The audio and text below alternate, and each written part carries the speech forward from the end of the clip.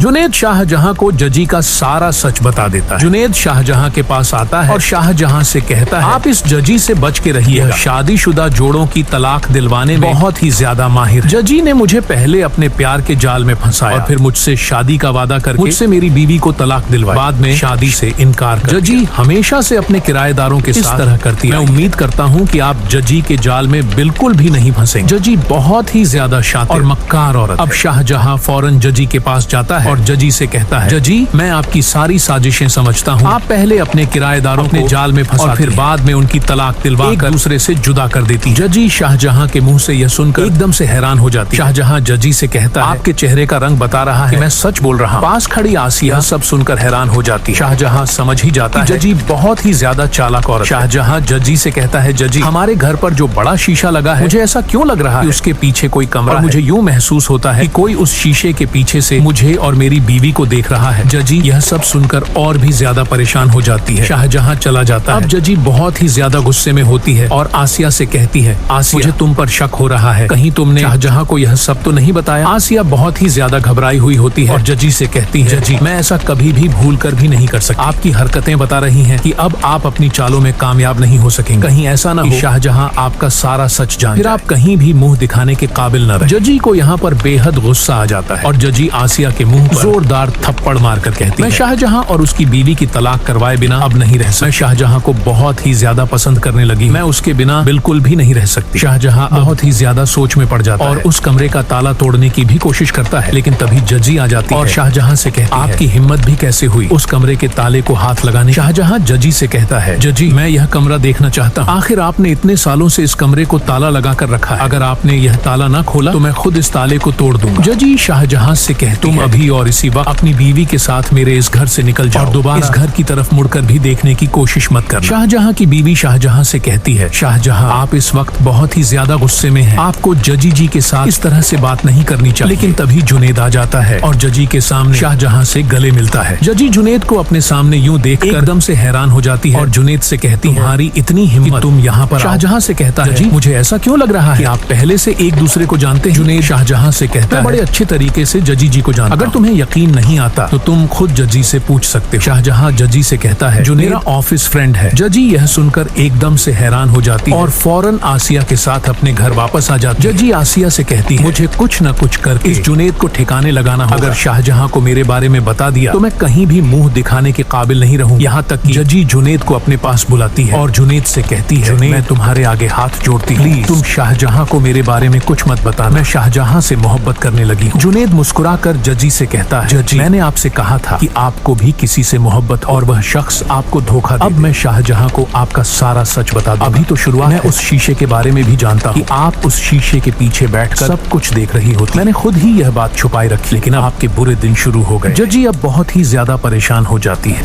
तो क्या जुनेद को जजी का सारा सच शाहजहां को बता देना चाहिए या नहीं, कमेंट बॉक्स में जरूर बताइए और चैनल को सब्सक्राइब करना ना भूलें।